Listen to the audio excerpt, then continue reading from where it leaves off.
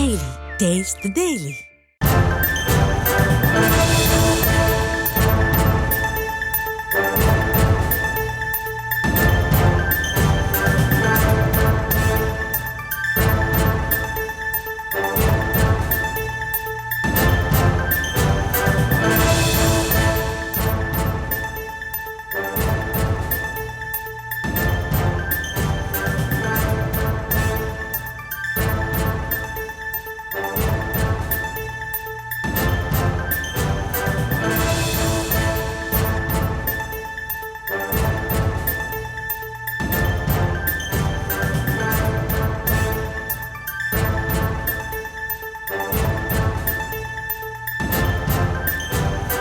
தற்போதைய அண்மை தகவலை பார்த்து கொண்டிருக்கிறோம். வேங்கை வயல் உண்மை குற்றவாளிகளை கண்டுபிடிக்க போராட்டம் நடத்த அனுமதி கோரி மனு தாக்கல் செய்யப்பட்டிருந்த நிலையில் நீதிமன்றத்தை அரசியல் மேடையாக்க வேண்டாம் என நீதிமன்றம் தெரிவித்திருக்கக்கூடிய அண்மை தகவலை பார்த்து கொண்டிருக்கிறோம். விவரங்களை செய்தியாளர் நாகேந்திரன் வழங்க நாம் கேட்கலாம். நாகேந்திரன், மேலும் விவரம்.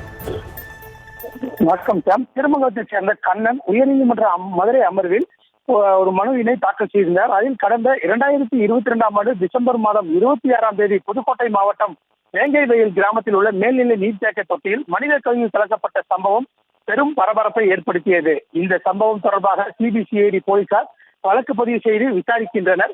ஆனால் விசாரணையில் எந்த முன்னேற்றமும் இல்லை. இதுவரை யாரும் கைது செய்யப்படவில்லை. இந்த சம்பவத்தில் ஈடுபட்டவர்களை உடனடியாக கைது செய்து தீவிர நடவடிக்கை எடுக்க கோரி ஆர்ப்பாட்டம் நடத்த அனுமதி கோரி உத்தரவிட வேண்டும் என கூறியிருந்தார். இந்த வழக்கு நீதிபதி நிர்மல்குமார் முன்பாக விசாரணைக்கு வந்தது. மனுதாரர் தரப்பில் போராட்டம் நடத்த அனுமதி கோரிய அந்த மனுவை திரும்பி பெறுவதாக நேற்று தெரிவிக்கப்பட்டிருந்த நிலையில் இன்று வழக்கை தொடர்ந்து நடத்துவதாக தெரிவிக்கப்பட்டது. அதற்கு நீதிபதி இந்த விவகாரம் தொடர்பாக சென்னை உயர்நீதிமன்றத்தில் பொதுநல வழக்கு தாக்கல் செய்யப்பட்டுள்ளது. மேலும் குற்றப்பத்திரிகையை ரத்து செய்ய கோரியும் மனு தாக்கல் செய்யப்பட்டுள்ளது. மாற்றி மாற்றி பேச என்ன காரணம் என கேள்வி எழுப்பினார். அப்போது மனுதாரர் தரப்பில் பாதிக்கப்பட்ட மக்களே குற்றவாளிகளாக அடையாளப்படுத்தப்பட்டுள்ளனர். குற்றம் சாட்டப்பட்டவர்கள் உண்மையான குற்றவாளிகள் அல்ல. ஆகவே உண்மையான குற்றவாளிகளை கண்டறிய கோரி ஆர்ப்பாட்டம் நடத்த அனுமதிக்க வேண்டும் என தெரிவிக்கப்பட்டது. மேலும் அரசு குற்றவாளிகளாக சேர்க்கப்பட்டுள்ள நபர்கள் குற்றவாளிகள் இல்லை என்றும் தங்களை தூக்கிலிடுங்கள் என தெரிவிக்கின்றனர். எனவே போராட்டம் நடத்த அனுமதிக்க வேண்டும் என தெரிவிக்கப்பட்டது. அப்போது நீதிபதி கோபமடைந்து ஏற்கனவே பல போராட்டங்கள் நடத்தப்பட்டது.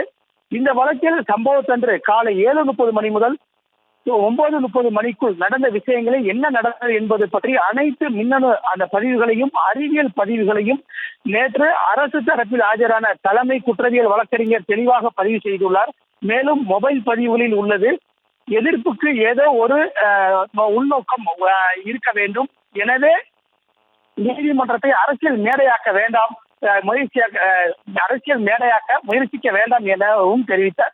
அப்போது அரசு தரப்பில் தலைமை குற்றவியல் வழக்கறிஞர் ஹசன் முகமது ஜின்னா ஆஜராகி அவர் வாதிடுகையில் இந்த வழக்கை பொறுத்தவரை ஏனோதானோ என்று குற்றவாளிகளை முடிவு செய்யவில்லை. அறிவியல் பூர்வமாக ஆய்வு செய்து பறிமுதல் செய்யப்பட்ட ஆவணங்களை முழுமையாக ஆய்வுக்கு உட்படுத்தி அதன் பின்னரே குற்றவாளிகள் முடிவு செய்யப்பட்டுள்ளனர்.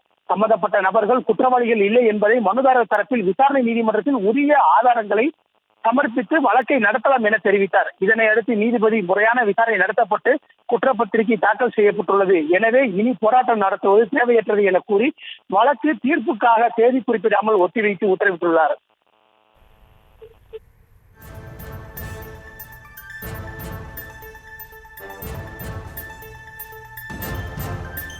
விரிவான விவரங்களுக்கு நன்றி நாகேந்திரன்.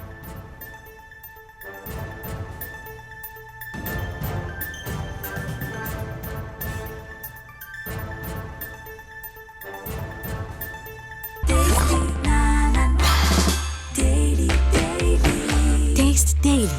Taste the Daily.